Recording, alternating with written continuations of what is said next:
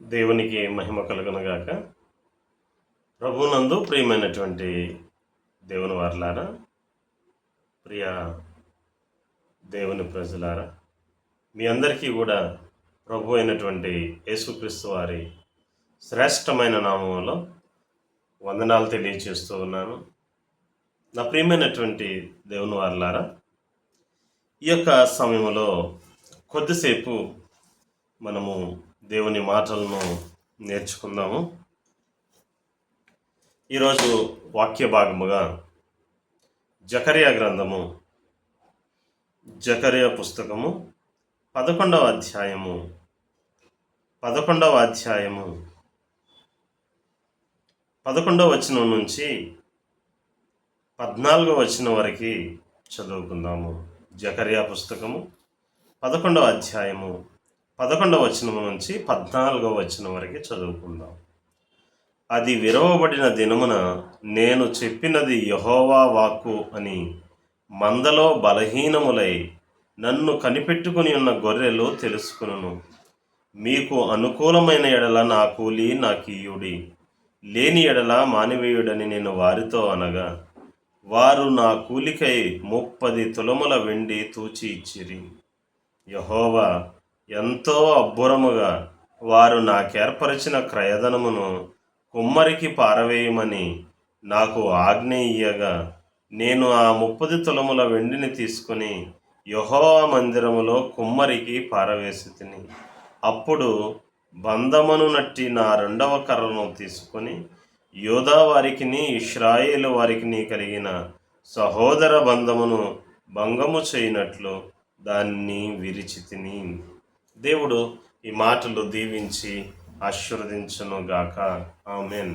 ప్రియమైనటువంటి దేవుని వారలారా, చదవబడినటువంటి లేఖన భాగాలను మనము పరిశీలించినట్లయితే ఒక చక్కని లేఖన భాగాన్ని మనము నేర్చుకుంటూ ఉన్నాం. ఒకరోజు ఒక సహోదరుడు నాకు ఈ వాక్యాన్ని ఒక మెసేజ్గా పంపించి, బ్రదర్ దీని గురించి నాకు ఎక్స్ప్లెయిన్ చేస్తారా, వివరిస్తారా అని అడిగారు. సరే, తప్పకుండా చేస్తానండి, నేను కొంచెము బిజీగా ఉన్నాను, మరలా నేను కొంత సమయం తర్వాత దీన్ని మీకు వివరిస్తాను అని చెప్పి ఆ యొక్క లేఖన భాగాన్ని మరొకసారి నేను చదివి అది వారికి మరలా నేను మెసేజ్గా వివరించి పంపించడం జరిగింది. దాన్ని బట్టి వారు చాలా సంతోషించారు. వారు సంతోషించటం ఏమో కానీ దానికంటే కూడా ఎక్కువగా నేను చాలా సంతోషించాను. ఎందుకంటే ఆ లేఖన భాగాలు చూసినట్లయితే యేసుక్రీస్తు దేవుడు అని నిరూపించడానికి ఉపయోగపడేటటువంటి ఒక బలమైనటువంటి రుజువుగా మనకి కనిపిస్తూ ఉంటుంది. అయితే ఇక్కడ చదవబడినటువంటి లేఖన భాగాలను మనం పరిశీలించినట్లయితే జకర్యా పుస్తకము 11వ అధ్యాయములో ఈ యొక్క అధ్యాయము అంతా కూడా ఎవరి గురించి చెప్పబడిందంటే లెబనోను గురించి చెప్పబడుతుంది. లెబనోను అనేటటువంటి దేశము గురించి, ఆ దేశమునకు తటస్థించినటువంటి ఒక ఆపత్కర పరిస్థితి, కష్ట పరిస్థితిని గురించి వివరించడం జరిగింది. అయితే మీరు ఈ అధ్యాయాన్ని మొదటి భాగం నుంచి, మొదటి వచనం నుంచి కూడా చదివితే ఇది లెబనోను గురించినటువంటి చెప్పబడినటువంటి ప్రవచనాలు అనేటటువంటిది తెలుస్తుంది. అయితే లెబనోను చూసినట్లయితే లెబనోను చాలా సౌందర్యవంతమైనటువంటిది అని లేఖనము సెలవిస్తూ ఉంది. లెబనోన్లో చూసినట్లయితే దేవదారు వృక్షములు చాలా అందముగా ఉంటాయి. లెబనోను సౌందర్యమైనది అని చెప్పబడుతుంది. కానీ సౌందర్యము కలిగినటువంటి ఈ లెబనోను చూసినట్లయితే ఏమవుతుందంటే మొదటి వచనంలో చూద్దాము. ఇక్కడ లెబనోను, అగ్ని వచ్చి నీ దేవదారు వృక్షములను కాల్చివేయినట్లు నీ ద్వారములను తెరువుము. దేవదారు వృక్షములు కూలెను, వృక్షరాజములు పాడైపోయెను. సరళ వృక్షములారా అంగలార్చుడి, చిక్కని అడవి నరకబడెను, సింధూర వృక్షములారా అంగలార్చుడి అని రాయబడుతూ ఉంది. నా ప్రియమైనటువంటి దేవుని వారలారా, ప్రస్తుతము ఉన్నటువంటి పరిస్థితి చూసినట్లయితే, ప్రస్తుతం ప్రపంచంలో జరుగుతూ ఉన్నటువంటి పరిణామాలను మీరు గమనించినట్లయితే, చూస్తే వార్తాపత్రికల్లోనూ, అదేవిధంగా టెలివిజన్స్లోనూ కూడా, అలాగే సోషల్ మీడియా ప్లాట్ఫామ్స్లో కూడా ఈ లెబనోను గురించి చక్కగా వివరించబడుతుంది. అనేకమైనటువంటి ప్రవచనాలు నెరవేరుతున్నట్లుగా మనం చూడగలుగుతున్నాం. ఏం జరుగుతుంది అని అంటే, ఇప్పుడు జరుగుతూ ఉన్నటువంటి అమెరికా, ఇజ్రాయెల్, ఇరాన్ ఈ యొక్క దేశాల మధ్య జరుగుతూ ఉన్నటువంటి యుద్ధ పరిస్థితులు ఏవైతే ఉన్నావో అవి చాలా భయంకరంగా ఉన్నట్లుగా మనం చూడగలుగుతూ ఉన్నాం. చాలా భయంకరంగా ఉంది. ఇంకా చూసినట్లయితే హిజ్బుల్లా అనేటటువంటి ఒక తీవ్రవాద సంస్థ ఏదైతే ఉందో ఇది లెబనోను దేశంలో ఉన్నట్లుగా మనం చూడగలుగుతున్నాం. ఇరాన్తో పాటు ఈ హిజ్బుల్లా అనేటటువంటి తీవ్రవాద సంస్థకు చెందినటువంటి ఉగ్రవాదులు కూడా చూసినట్లయితే వారు ఏం చేస్తూ ఉన్నారంటే, ఇజ్రాయేలుతో యుద్ధము చేస్తూ ఉన్నారు.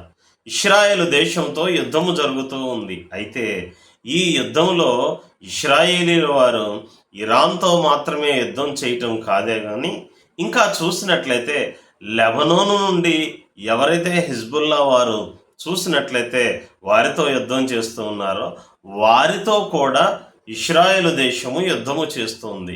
ఈ యుద్ధము చేయబడినటువంటి సమయంలో చూసినట్లయితే ఈ యొక్క లెబనోను దేశంలోకి ఇజ్రాయేల్ వారు పంపించినటువంటి ఎన్నో మిసైల్స్ వంటివి ఆ దేశములో పడి అక్కడ అడవులు తగలబడుతూ ఉన్నాయి.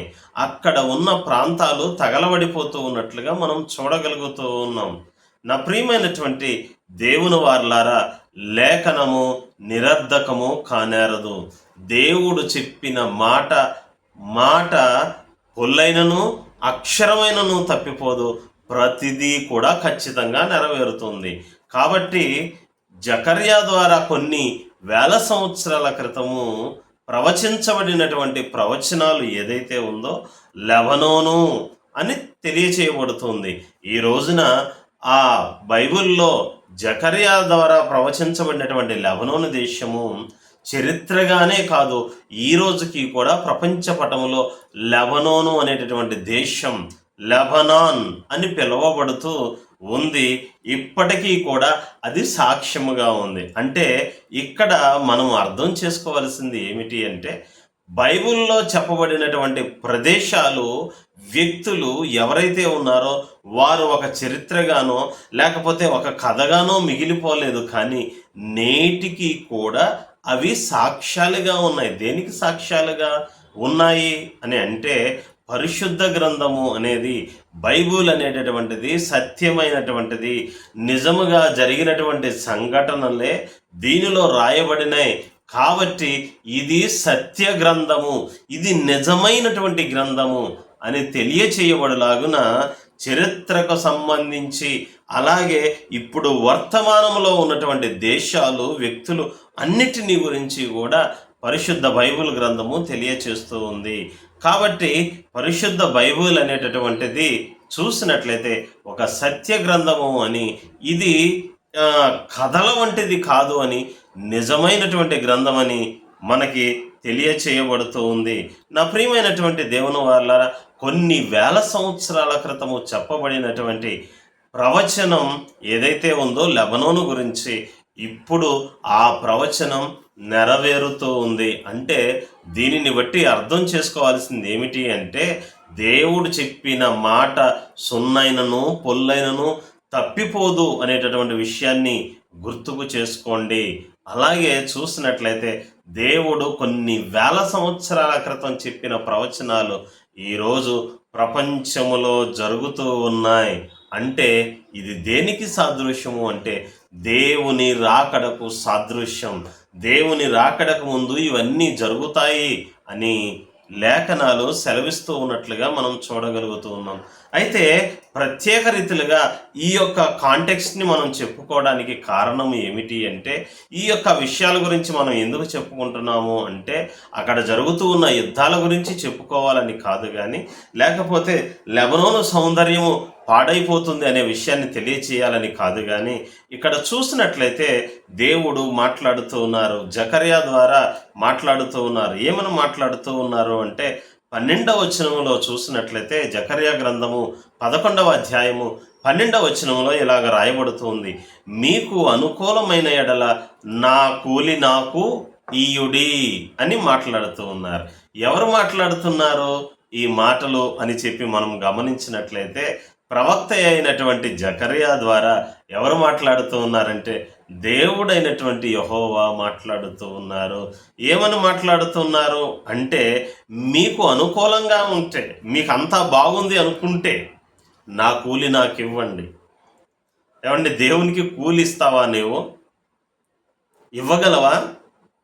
వెండి నాది, బంగారము నాది, సమస్తము నాదని చెప్తూ ఉన్నారు. దేవుడిస్తే మనం ఈరోజు తీసుకుంటున్నాం, దేవుడిస్తే మనం బ్రతుకుతున్నాం. అలాంటిది మనం దేవునికి కూలి ఇవ్వగలమా? మరి మనం దేవునికి ఇవ్వగలిగినటువంటి కూలి ఏమిటి అంటే, విరిగి నలిగిన మనసు ఆయనకు ఇష్టమైనటువంటి బలియాగము అని లేఖనము సెలవిస్తూ ఉంది. విరిగి నలిగినటువంటి నీ మనసుని దేవునికి సమర్పిస్తే దేవుడు సంతోషపడతారు. దేవునికి నీవు స్తోత్రము చెల్లించాలి, దేవునికి మహిమను చెల్లించాలి, దేవునికి ఘనతను తీసుకొని రావాలి. దేవునికి ఇచ్చేటటువంటి కూలి ఇది. నా ప్రియమైనటువంటి దేవుని వారలారా, అసలు దేవుడు కూలి ఎందుకు అడుగుతున్నాడు అని మనం గమనించినట్లయితే, ఇక్కడ రాయబడినటువంటి మాట ఏమిటంటే, 11వ అధ్యాయము 11వ వచనంలో ఇలాగ రాయబడుతుంది, అది విరవబడిన దినమున నేను చెప్పినది యెహోవా వాక్కు అని మందలో బలహీనములై నన్ను కనిపెట్టుకుని ఉన్న గొర్రెలు తెలుసుకొనును అని రాయబడుతూ ఉంది. ఇంకా చూసినట్లయితే మీకు ఒక మాటని జ్ఞాపకము చేస్తాను. చూడండి, 11వ అధ్యాయంలో చూసినట్లయితే 11వ అధ్యాయము 4వ వచనములో, నా దేవుడైన యెహోవా సెలవిచ్చినదేమనగా, వదకేర్పడిన గొర్రెల మందను మేపుము, వాటిని కొనువారు వాటిని చంపియు నిరపరాధులమని అనుకుందరు, వాటిని అమ్మిన వారు మాకు బహుద్రవ్యము దొరుకుచున్నది, యెహోవాకు స్తోత్రమని చెప్పుకుందరు, వాటిని కాయువారు వాటి ఎడల కనికరము చూపరు, ఇదే యెహోవా వాక్కు అని చెప్పి రాయబడుతూ ఉంది. అంటే ఇక్కడ చూసినట్లయితే ఇంకా కొన్ని వచనాలను మనం చదువుకుంటూ వెళ్ళినట్లయితే, అక్కడ గమనించినట్లయితే, ఎవరైతే దేవుడు వారికి కాపరిగా నియమించాడో, లెబనోను దేశములో కానీ ఇశ్రాయేలు దేశములో కానీ ఆ యొక్క ప్రాంతాలలో ఎవరినైతే కాపరులుగా నియమించారో దేవుడు ఏర్పరిచినటువంటి ఆ కాపరులు చూసినట్లయితే, వారు ఏం చేస్తూ ఉన్నారంట, వారు మంద మీద కనికరమును చూపకుండా మందను దోచుకుంటూ ఉన్నారు, మందను చంపుకు తింటూ ఉన్నారు, మందను భక్షిస్తూ ఉన్నారు. మందను పోషించవలసినటువంటి కాపరులే ఆ మందను భక్షిస్తున్నట్లుగా మనం చూడగలుగుతున్నాం. అయితే ఇదంతా చూసినటువంటి దేవుడు ఏం చేస్తూ ఉన్నారంటే, ఆయన మాట్లాడుతూ ఉన్నారు, ఆ యొక్క మందలో బలహీనమైనటువంటి గొర్రెలు ఏవైతే ఉన్నాయో ఆ గొర్రెలంట ఎవరి కొరకు ఎదురు చూస్తూ ఉన్నాయంటే, ఈ లోక సంబంధమైనటువంటి కాపర్ల కోసం ఎదురు చూడటం లేదు, కానీ దేవుడే కాపరిగా వస్తాడని ఎదురు చూస్తూ ఉన్నారు. ఆ సమయంలో చూసినట్లయితే, ఇక్కడ మనం గమనించినట్లయితే, యెహోవా దేవుడు చూసినట్లయితే ఎవరి కొరకు కనిపెట్టుకుని అంట, 11వ వచనంలో, అది విరవబడిన దినమున నేను చెప్పినది యెహోవా వాక్కు అని మందలో బలహీనములై నన్ను కనిపెట్టుకుని ఉన్న గొర్రెలు తెలుసుకొనును. నన్ను కనిపెట్టుకుని ఉన్నాయి. కొన్ని గొర్రెలు నా కోసం ఎదురు చూస్తూ ఉన్నాయి. ఆ గొర్రెలు ఏం చేస్తా ఉన్నాయంట, ఇది యెహోవా వాక్కు అని తెలుసుకునేటటువంటి గొర్రెలు కూడా ఉంటాయి అని చెప్పి తెలియచేయబడుతుంది. అంటే ఇక్కడ చూసినట్లయితే, ఈ లోక సంబంధముగా ఏర్పాటు చేయబడినటువంటి కాపరులు ఎవరైతే ఉన్నారో వారు మందని పోషించక, వారు మందని కనికరింపక, మందని భక్షిస్తూ ఉన్నట్లుగా మనం చూడగలుగుతూ ఉన్నాం. అయితే ఈ యొక్క కాపరులు చూసినట్లయితే మందను భక్షించడం చూసి దేవుడు జాలిపడి కనికరపడి కటాక్షము చూపించి ఆయన తన ప్రజలను రక్షించడానికి ఆయనే కాపరిగా వచ్చినట్లుగా మనం చూడగలుగుతూ ఉన్నాం. అందుకే దావీదు అంటూ ఉంటాడు, యెహోవా నా కాపరి, నాకు లేమి కలగదు. నా ప్రియమైనటువంటి దేవుని వారలారా, విశ్వాసంతో నీవు ఈ మాట చెప్పగలవా? యెహోవా నా కాపరి, నాకు లేమి లేదు. నిజమైనటువంటి కాపరి మంద కొరకు ప్రాణం పెడతాడు. మందని చంపుకు తినడు. కానీ ఈ లోక సంబంధమైనటువంటి కాపరులు ఈ రోజున మందను భక్షిస్తున్నారు, సంఘాన్ని భక్షిస్తూ ఉన్నారు. కానీ నిజమైనటువంటి కాపరి తన మంద కొరకు ప్రాణాన్ని పెడతాడు. ఒకవేళ యెహోవా దేవుడు నీకు దేవుడుగా ఉన్నట్లయితే నీవు ధన్యురాలవు. కారణం ఏంటంటే యెహోవా దేవుడుగా కలిగినటువంటి జనులు ధన్యులు అని రాయబడింది. దావీదు అంటూ ఉన్నారు, యెహోవా నా కాపరి, the lord is my shepherd. ఆయన నా కాపరి, యెహోవా నా కాపరి, నాకు లేమి కలగదు. దేవుడు నీకు యజమానుడిగా ఉంటే నీకు ఏ కొరత ఉండదు, ఏ లోటు ఉండదు. నా ప్రియమైనటువంటి దేవుని వారలారా, ఈ లోక సంబంధమైనటువంటి కాపరులు సంఘాన్ని భక్షించడం చూసి, మందని భక్షించడం చూసి దేవుడు జాలిపడి కటాక్షము చూపించి ఆయన ఏం చేస్తూ ఉన్నాడంటే తన మందని కాపాడడానికి ఆయనే కాపరిగా వచ్చాడు. కాపరిగా వచ్చి అంటూ ఉన్నాడు, మీకు అనుకూలమైన ఎడల మీకు నేను చక్కగా కాపుదల ఇస్తున్నాను, నేను మీ కాపరిగా ఉండి మిమ్మల్ని జాగ్రత్తగా చూసుకుంటున్నాను అని మీరు నమ్మితే, అది మీకు ఇష్టమైతే నా కూలి నాకు ఇవ్వండి అని అడుగుతున్నాడు. చెప్పండి, ఇప్పుడు కూలి ఎందుకు అడుగుతున్నాడు? దేవుడు మనకి కాపరిగా ఉన్నారు, అందుకని ఆయన కూలి అడుగుతున్నాడు. కూలి అడగడం అంటే నీ దగ్గర నుంచి డబ్బు అడగట్లేదు సుమా, నీ ధనాన్ని కోరుకోవడం లేదు, నీ ఆస్తిని కోరుకోవడం లేదు, లేదా నీవిచ్చేటటువంటి వెండి బంగారాలని ఆయన కోరుకోవడం లేదు. వెండి నాది, బంగారం నాది అని చెప్పి దేవుడు మాట్లాడుతున్నారు. కాబట్టి నీ దగ్గర నుంచి ప్రభువు ఏ విధమైనటువంటి కానుకలు కోరుకోవడం లేదు, నీ దగ్గర నుంచి ఏ విధమైనటువంటి ఆస్తిని దేవుడు కోరుకోవడం లేదు. కానీ నీ దగ్గర నుంచి ఆయన కోరుకుంటున్నది ఏమిటి అంటే, ఆయన కోరుకుంటున్నటువంటి కూలి ఏంటి అని మనం గమనించినప్పుడు దేవునికి స్తోత్రము చెల్లించాలి. అందుకే ఒక చోట రాయబడుతోంది కదా, నేను తండ్రినైతే నాకు రావలసిన ఘనత ఎక్కడా అని అడుగుతూ ఉన్నారు. కాబట్టి దేవునికి నీవు ఇచ్చే కూలి ఎందుకు ఇస్తున్నావు? ఆయన నీకు నీ కుటుంబానికి కాపరిగా ఉంటున్నారు కాబట్టి నీవు ఆయనకి కూలి ఇవ్వాలి. ఇస్తున్నావా? దేవునికి ఇవ్వవలసినటువంటి కూలి ఇస్తున్నావా? ఆ కూలి ధన సంబంధమైనటువంటిది కాదు, ఆ కూలి కానుకల సంబంధమైనటువంటిది కాదు. దేవునికి ఘనత చెల్లించాలి, దేవునికి ఘనత తీసుకొని రావాలి, దేవునికి మహిమ చెల్లించాలి. అదియే నీవు దేవునికి ఇచ్చేటటువంటి నిజమైనటువంటి కూలి అని రాయబడుతుంది. అయితే ప్రభువారు చూసినట్లయితే మంద మీద ఎవరైతే కాపర్లుగా నియమించబడ్డారో వారందరూ మందని భక్షిస్తూ ఉండటం చూసి దేవుడు చాలా జాలిపడ్డాడు. అయ్యో, నేను ఇదిగో ఈ మందని కాపాడుతారని వారి మీద కాపర్లుగా నియమిస్తే నా మందని వీళ్ళే తినేస్తున్నారు ముందు అని చెప్పి దేవుడు జాలిపడి ఏం చేశాడంటే, లేదు నేనే కాపరిగా రావాలి అని ఆయన ఆత్మ రూపిగా ఉన్నటువంటి తండ్రి అయినటువంటి యెహోవా దేవుడు శరీర రూపములో కాపరిగా వచ్చాడు. అందుకే ఆయన చెప్తూ ఉన్నారు, నేను మంచి గొర్రెల కాపరిని, నా మంద నా స్వరాన్ని వింటాయి, నా గొర్రెలు నా స్వరాన్ని వింటాయి. నా ప్రియమైనటువంటి తల్లి, తండ్రి, సహోదరుడా, నీవు దేవుని మందలో ఉంటే, దేవుని గొర్రెగా నీవు ఉన్నట్లయితే ఈ యొక్క సమయంలో దేవుడు నీతో మాట్లాడుతూ ఉన్నారు. ఆయన స్వరాన్ని నీవు విను, ఆయన పిలుస్తూ ఉన్నాడు. ప్రయాసపడి భారం మోసుకొనుచున్న సమస్త జనులారా నా దగ్గరికి రండి, నేను మీకు విశ్రాంతినిస్తాను. మీరు బరువు మోయొద్దు, మీరు బాధలు మోయొద్దు, మీ కష్టాన్ని నా కష్టంగా తీసుకుంటాను, మీకున్నటువంటి ఇబ్బందిని నా ఇబ్బందిగా తీసుకుంటాను. అది ఎలాంటి ఇబ్బంది అయినా సరే నేను సమస్తమును వాటన్నిటినీ కూడా తీసివేసి మీకు కావలసినటువంటి సమస్తాన్ని నేను సమకూరుస్తాను అని ప్రభువు మాట్లాడుతూ ఉన్నారు. ఆయన చూసినట్లయితే ఏం చేస్తారో తెలుసా? దావీదు భక్తుడు చెప్తూ ఉంటాడు కదా, యెహోవా నా కాపరి, నాకు లేమి కలుగదు, పచ్చిక గల చోట్ల ఆయన నన్ను నడిపించును, శాంతికరమైనటువంటి జలముల యొద్దకు ఆయన నన్ను నడిపించును అని చెప్తున్నాడు. పచ్చిక గల చోట్ల నిన్ను పరుండ చేస్తాడు.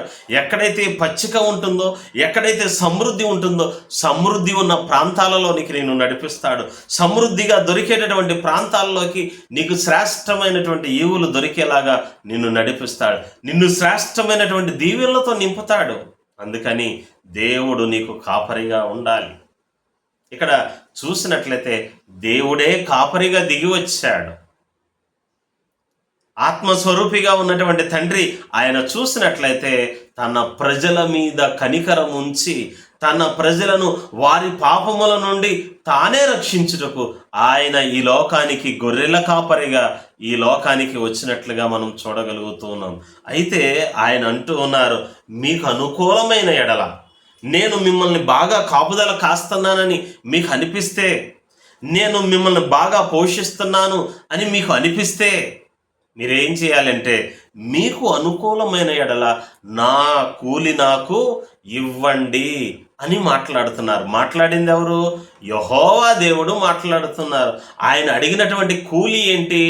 వెండి బంగారాలు కాదు, డబ్బులు కాదు, కానుకలు కాదు, మరేది కాదు. ఆయన అడిగిన కూలి ఏమిటి అంటే, ఆయన నామానికి మహిమను తీసుకొని రావాలి, ఆయన నామానికి ఘనతను తీసుకొని రావాలి. అది నీవు దేవునికి ఇచ్చేటటువంటి కూలి. అయితే ఇక్కడ చూసినట్లయితే దేవుడు ఏమని అడుగుతున్నారంట, మీకు అనుకూలమైన ఎడల నా కూలి నాకు ఇయ్యుడి, లేని ఎడల మానేయండి, ఏం పర్వాలేదు, మీరు కూలి ఇవ్వకపోయినా పర్వాలేదు, నేను మిమ్మల్ని కాస్తూనే ఉంటా అని చెప్పి దేవుడు మాట్లాడుతూ ఉన్నారు.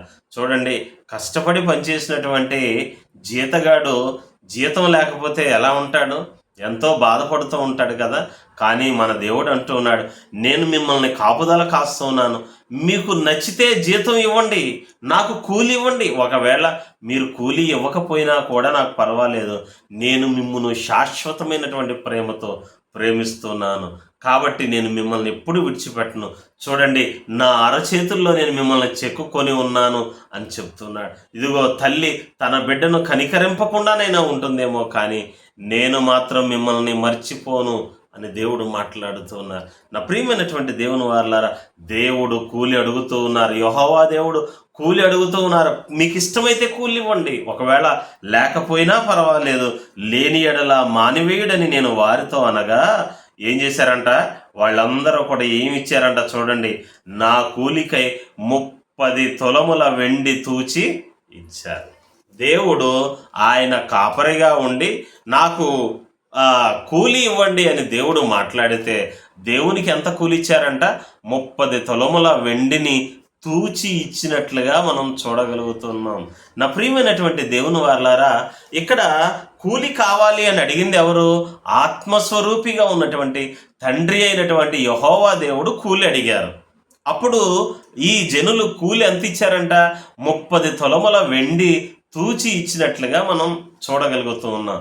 ఈ యొక్క మాటను వింటున్నప్పుడు మీకు అర్థమవుతుందా 30 తులముల వెండి ఎవరికి ఇచ్చారు అని చెప్పి మనము చూసినట్లయితే, యెహోవా దేవుడు ఆత్మస్వరూపిగా ఉన్నటువంటి ఆ దేవుడు ఏం చేశాడంటే, భూమి మీద తన ప్రజలను రక్షించుటకు ఆయన కాపరిగా శరీరధారిగా యేసుక్రీస్తుగా వచ్చినప్పుడు యేసుక్రీస్తును అప్పగించడానికి, ఇప్పుడు మీరందరూ కూడా శ్రమల దినాలని ఫాలో అవుతున్నారు కదా. ఇప్పుడు చూసినట్లయితే యేసుక్రీస్తు వారిని సిలువకు అప్పగించడానికి ఒక వ్యక్తి, యేసు ప్రభు వారి శిష్యుల్లో ఒక వ్యక్తి ఆయనకి ఏం చేశాడంటే వెన్నుపోటు పొడిచాడు. ఎవరైనా? యూదా ఏం చేశాడంటే, ఇస్కరియోతు యూదా 30 వెండి నాణేలను తీసుకున్నాడు. ఎవరి దగ్గర తీసుకున్నాడు అంటే యాజకుల వద్ద తీసుకున్నాడు. యాజకుల వద్ద 30 వెండి నాణెములు. ఆ 30 వెండి నాణెములు ఎన్ని తులాలు అంటే 30 తులములు. కాబట్టి ఇప్పుడు యెహోవా దేవుడు ఏమని అడిగారంటే, నా కూలి నాకు ఇవ్వండి అని అడిగితే, దేవుడికి కానుకలు అడగల, ఆయన రోకలు అడగల, ఆయన డబ్బులు అడగల. ఆయన అడిగింది ఏంటంటే, నా నామానికి రావాల్సిన మహిమను నాకివ్వండి, నా నామానికి రావాల్సిన ఘనతను నాకివ్వండి అని అడిగితే, వీళ్ళు ఏం చేశారంట, 30 తులముల వెండిని తూచి ఎవరికి ఇచ్చారంట, యెహోవా దేవునికి ఇచ్చారంట. ఎప్పుడు ఇచ్చారు? ఆత్మస్వరూపిగా ఉన్న దేవునికి ఇవ్వలేదు. ఆయన శరీరధారిగా భూమి మీదకి యేసుక్రీస్తుగా వచ్చినప్పుడు ఆయనను సిలువకు అప్పగించటం కొరకు ఇస్కరేతు యోధాకు ఎన్ని తులముల వెండి ఇచ్చారంటే, 30 తులముల వెండిని 30 వెండి నాణ్యాల రూపంలో ఇచ్చారు. అర్థమవుతుందా?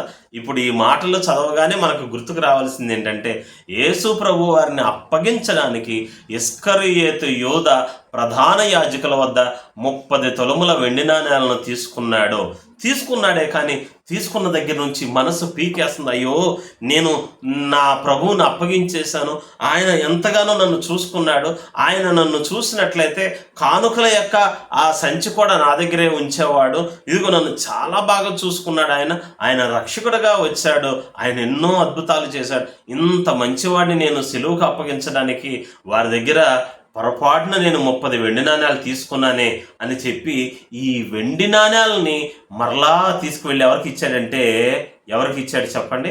ప్రధాన యాజకులకి తిరిగి ఇచ్చేశాడు. ఎక్కడికి వెళ్ళాడు?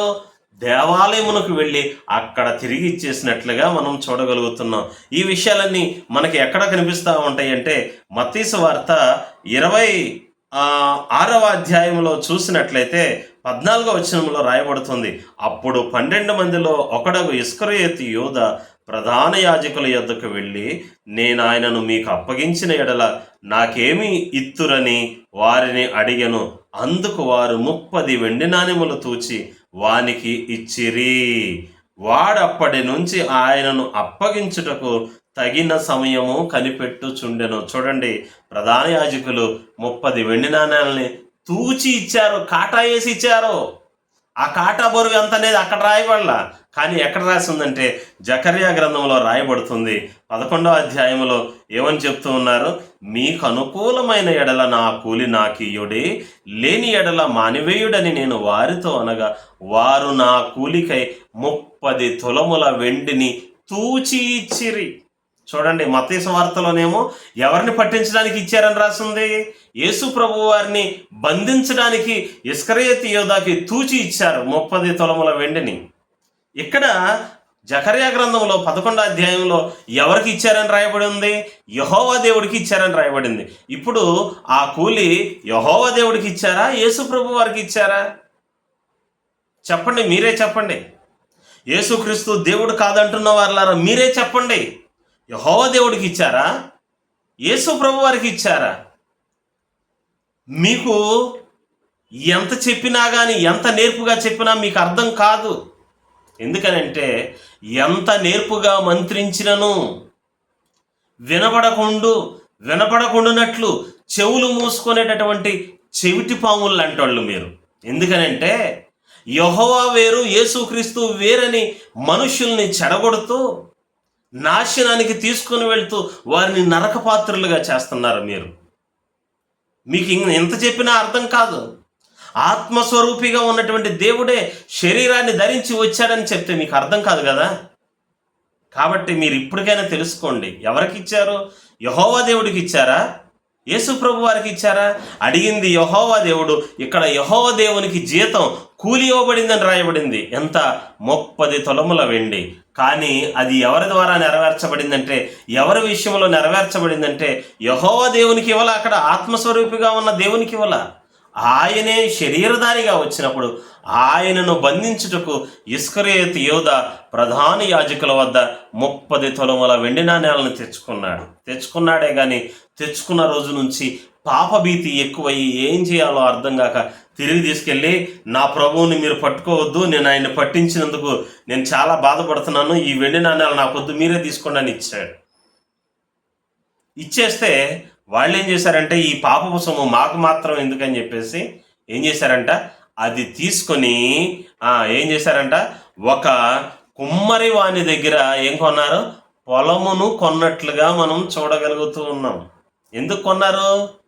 అంటే ఇస్కరియోతు యూదా ఎప్పుడైతే ప్రభువుని అప్పగించాడో, అప్పగించిన తర్వాత మనస్సు కలత చెందాడు, వేదన చెందాడు. ఏం చేశాడు? చివరికి తన చోటికి పోయాడు. ఎక్కడికి పోయాడయ్యా అంటే హ్యాంగింగ్ చేసుకున్నాడు, ఊరేసుకొని చనిపోయాడు.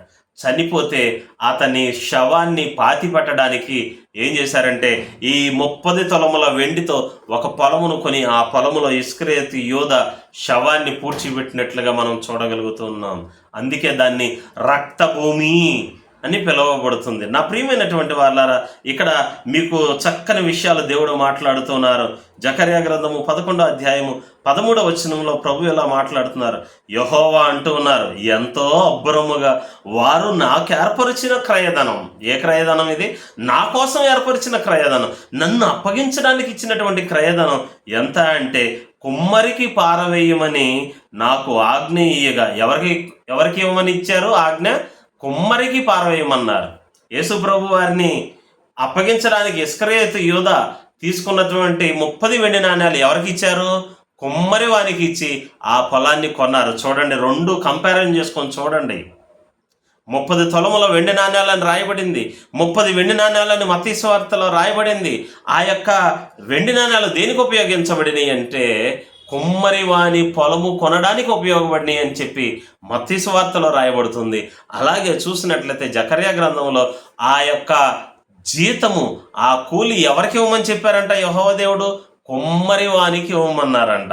యెహోవా దేవుడుగా చెప్పబడినటువంటి ప్రవచనం యేసుక్రీస్తుగా నెరవేర్చబడింది. కళ్ళు తెరవండి, కళ్ళు తెరుచుకోండి. కళ్ళు తెరుచుకొని యేసు ప్రభువే, యెహోవా దేవుడే యేసు ప్రభువుగా వచ్చారనేటటువంటి సత్యాన్ని గ్రహించండి. మీరు గుడ్డివారిగా ఉండి మరలా గ్రుడ్డివారికి త్రోవ చూపించవద్దు. దయచేసి వారిని నాశన పాత్రలుగా చేయొద్దు. నా ప్రియమైనటువంటి సేవకులారా, మీకు చేతులెత్తి నమస్కరిస్తూ ఉన్నాను. యెహోవా దేవుడు వేరు, యేసుక్రీస్తు వేరని చెప్పి మనుష్యుల్ని మీరు చెరపవద్దు. దయచేసి గమనించండి, ఆత్మస్వరూపిగా ఉన్నటువంటి దేవుడు శరీరధారిగా యేసుక్రీస్తుగా గొర్రెల కాపరిగా వచ్చాడనేటటువంటి సత్యం ఈ 2 లేఖనాలను పోల్చి చూసినప్పుడు తెలుస్తూ ఉంది. ఇంకా చూసినట్లయితే ఏమని రాయబడుతుందో ఒకసారి చూడండి. ఆఖరిగా ఈ మాటని నేను చదివి ముగిస్తాను. యెహోవా అంటూ ఉన్నారు, ఎంతో అబ్బురముగా వారు నాకు ఏర్పరిచిన క్రయధనమును కుమ్మరికి పారవేయమని నాకు ఆజ్ఞ ఇయ్యగా నేను ఆ 30 తులముల వెండి తీసుకొని యెహోవా మందిరములో ఎవరికి ఇచ్చారు? కుమ్మరికి పారవేసి తిని. కాబట్టి దేవుడు అడుగుతున్నాడు, నేను మీకు కాపరిగా ఉన్నాను కదా, నాకు జీతం ఇవ్వండి, కూలి ఇవ్వండి అని అడిగాడు. మీకు నచ్చితే ఇవ్వండి, లేకపోతే వద్దని అని చెప్పారు. కానీ దేవునికి ఘనతనివ్వాలి, దేవునికి మహిమనివ్వాలి, దేవునికి స్తోత్రాన్ని చెల్లించాలి. ఇవన్నీ వదిలేసి దేవునికి ఏం చేశారంట? 30 తులముల వెండి నాణ్యాలకి తూస్తే దేవుడు అన్నాడంట, నాకేం అవసరం లేదులే, ఆ 30 వెండి నాణ్యాలు తీసుకెళ్ళి ఎవరికి ఇస్తారంటే, నేను మీకు కాపలాగాస్తే, మీకు కాపుదలగా ఉంటే, మీకు కాపరిగా ఉంటే, నేను మిమ్మల్ని పోషిస్తూ ఉంటే, మిమ్మల్ని 24 గంటలు ఏ అపాయమో కలగకుండా కాపాడుతూ ఉంటే, శత్రువుల నుంచి మిమ్మల్ని కాపాడుతూ ఉంటే, మీరు నాకు ఇచ్చిన జీతం ఎంత అంటే 30 వెండి నాణ్యాలు. నేను ఏమన్నా అడిగానా? నేను అడిగిన కూలేంటి? నాకు మహిమను ఇవ్వమని చెప్పన్నాను. కానీ మీరు అది ఇవ్వకుండా నన్ను 30 తులముల వెండి నాణ్యాలకి కొన్నారు నన్ను. అంటే నా వాల్యూని, నా విలువని ఎంతకు లెక్కించారంటే 30 వెండి నాణ్యాలకు లెక్కించారు. అందుకని నాకు బాధేసింది. నాకొద్దు, ఇది తీసుకెళ్ళి ఎవరికి ఇవ్వమన్నానంటే కుమ్మరి వానికి ఇవ్వమని చెప్పాను. ఇప్పుడు కుమ్మరి వానికి ఇచ్చి ఏం చేశారంట? పొలమును కొన్నారు. ఆ పొలములో ఎవరైతే యెహోవా దేవుడు యేసుక్రీస్తుగా వచ్చారో, యేసుక్రీస్తును బంధించడానికి ఇస్కరియోతు యూదా సహకరించి 30 తులముల వెండి నాణ్యాలు తీసుకున్నాడో, ఈ 30 తులముల వెండి నాణ్యాలని పొలము కొని ఆ పొలములో ఇస్కరియోతు యూదా యొక్క శవమును ఆ పొలములో పూడ్చిపెట్టినట్లుగా మనం చూడగలుగుతున్నాం. ఆ పొలము పేరు రక్తభూమి అని పిలువబడుతుంది. కాబట్టి నా ప్రియమైనటువంటి దేవుని వారలారా, మీ అందరికీ చేతులెత్తి నమస్కరిస్తున్నాను. దయచేసి గమనించండి, యెహోవా దేవుడు యేసుక్రీస్తు వారు వేరు వేరు కాదు. ఆత్మగా ఉన్నటువంటి దేవుడే శరీరంలోకి వచ్చారు. ఆత్మగా ఉన్న దేవుడే తన నోటి మాటకి శరీరాన్ని ఏర్పాటు చేసి ఈ లోకములోనికి రక్షకుడిగా వచ్చారు. ఆయనే కాపరిగా వచ్చారు అనే విషయాన్ని దయచేసి గమనించండి. ఆయన వేరు, ఈయన వేరు కాదు. ఆత్మస్వరూపిగా ఉన్న దేవుడే శరీరధారిగా వచ్చారు అనేటటువంటి సత్యాన్ని మీరు గ్రహిస్తే, అందుకే యోహాను సువార్తలో యేసు ప్రభు వారు మాట్లాడుతూ ఉంటారు, నేనే ఆయనను అని మీరు తెలుసుకోకపోతే మీరు మీ పాపములోనే ఉండి చనిపోతారు. అబద్ధ బోధలు బోధించేటటువంటి బోధకులారా జాగ్రత్త. నేనే ఆయననని మీరు తెలుసుకోకపోతే మీరు మీ పాపములోనే ఉండి చనిపోతారని యేసు ప్రభు వారు చెప్పిన మాటని జ్ఞాపకం చేసుకోండి. యెహోవా దేవుడే యేసుక్రీస్తుగా వచ్చారనే సత్యాన్ని మీరు ఇప్పటికైనా గ్రహించకపోతే మీ పాపములో మీరు ఉండి చనిపోతారు. ఒక రోజున మీరు లెక్క చెప్పవలసి ఉంటుంది. మీరు ఎంతమందినైతే త్రోవ తప్పించారో వారందరి విషయంలో కూడా మీరు లెక్క చెప్పాల్సి ఉంటుంది. కాబట్టి దేవుడు మిమ్మల్ని హెచ్చరిస్తూ ఉన్నాడు. నేనే ఆయనను తెలుసుకోండి అని చెప్తున్నాడు. ఐ యామ్ హీ అని చెప్తూ ఉన్నాడు. కాబట్టి యెహోవా దేవుడే యేసుక్రీస్తుగా శరీరధారిగా వచ్చాడనేటటువంటి సత్యాన్ని ఈ యొక్క శ్రమల దినాల కాలములో జ్ఞాపకం చేసుకుంటూ ఈ ప్రవచనాలని సరిపోల్చి చూసుకోవాలని చెప్పి, దీనిని బట్టి సత్యాన్ని గ్రహించాలని చెప్పి మీ అందరినీ కూడా నేను విజ్ఞప్తి చేస్తూ ఈ మాటలు ముగిస్తూ ఉన్నాను. దేవుడు ఈ మాటలని దీవించి ఆశీర్వదించి మన జీవితాల్లో ఫలింపచేసి మనకి అర్థమయ్యే రీతిగా మన మనస్సులను, మన హృదయాలను తెరచును గాక. Amen, amen. ప్రభువు కృప మీ అందరికీ తోడై ఉండును గాక. Amen, amen, amen.